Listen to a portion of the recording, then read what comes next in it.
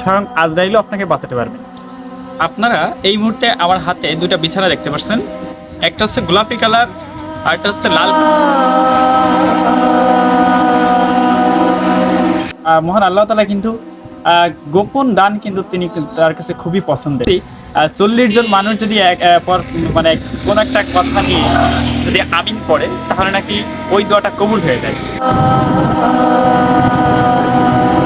সুন্দর এই পৃথিবী ছেড়ে আপনাকে একদিন চলে যেতেই হবে, এমনকি স্বয়ং আজরাইলও আপনাকে বাঁচাতে পারবে। তাই তো পৃথিবীতে যতদিন বেঁচে আছি আসুন এমন কিছু করে যাই যেন মৃত্যুর পরেও মানুষ আমাদেরকে স্মরণে রাখে। প্রিয় দর্শক, আমি আমার গত একটা ভিডিওই আপনাদেরকে দেখিয়েছিলাম একটা ছোট্ট স্থাপনা যেটা লোকালয় থেকে কিছুটা দূরে অবস্থিত। তো এই যে স্থাপনাটা, এটা এই যে লোকটা যিনি এখানে তৈরি করেছেন আর কি, তিনি কিন্তু চাইলে এই যে জমি তার যে জমির উপরে এই মসজিদটা স্থাপন করেছেন, তিনি কিন্তু চাইলে এই জমিটা অনায়াসে তিনি 2 লক্ষ 3 লক্ষ টাকা বিক্রি করে দিতে পারতেন, অথবা তিনি কিন্তু এখানে ধান অথবা কৃষি আবাদ করে তিনি কিন্তু টাকা ইনকাম করতে পারতেন, কিন্তু তিনি কিন্তু তা করেননি।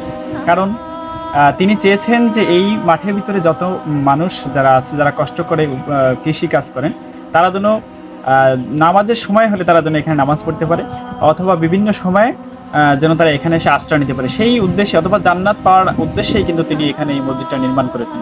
প্রিয় দর্শক, আমি গত ভিডিওতে আপনাদেরকে এই স্থাপনা দেখানোর পরই আমি হয়তো আপনাদেরকে সেখানে বলেছিলাম যে এই মসজিদের জন্য 2টা জিনিস প্রয়োজন, একটা বিছানা আর 5টা টুপি। আপনারা এই মুহূর্তে আমার হাতে 2টা বিছানা দেখতে পাচ্ছেন, একটা হচ্ছে গোলাপি কালার আর একটা হচ্ছে লাল কালার। তো সেই ভিডিও মাধ্যমেই আমাদের এক ভাই, যে ভাইটাকে আপনাদের সামনে নিয়ে আসতে আমার খুব খুব খুব ইচ্ছা করছে, কিন্তু আমি তাকে আপনাদের সামনে নিয়ে আসতে পারছি না, কারণ সে ভাইটির এক রিকোয়েস্ট ছিল, তিনি গোপনেই আর কি 2টা বিছানা মসজিদের জন্য কিনে দিলেন। এই কারণে আমি তাকে আপনাদেরকে সামনে নিয়ে আসতে পারলাম না। আপনারা সবাই নিশ্চয় জানেন যে মহান আল্লাহ তাআলা কিন্তু গোপন দান কিন্তু তিনি তার কাছে খুবই পছন্দের। তো আমি চাইবো যে এই যে ভাইটি যে মনের যে উদ্দেশ্য নিয়ে তিনি এই গোপনে এই দানটি করলেন, আল্লাহ যেন তাকে সুস্থ রাখেন, তার যে উদ্দেশ্য, সৎ যে উদ্দেশ্য, সেই উদ্দেশ্যের জন্য পূরণ হয়, আল্লাহ যেন তাকে সবসময় ভালো রাখেন। আগে এখানে বিছানা না থাকার কারণে আমরা যখন এখানে নামাজ পড়তে আসতাম, এখানে একটু ধুলাবালি থাকতো প্রচুর, এবং ঝাড়ু দিয়ে আমরা যে সেগুলো পরিষ্কার করে সেখানে নামাজ পড়তাম। তারপরে একটু কষ্ট হতো আমাদের, কিন্তু এই বিছানাটা দেওয়ার পরে আমার মনে হয় যে সেই কষ্টগুলো আর এখন হবে না। মানুষ কিন্তু স্বস্তিতেই এখানে যারা নামাজ পড়তে আসেন আর কি, মাঝে মাঝে তারা স্বস্তিতেই এখানে নামাজ পড়তে পারে।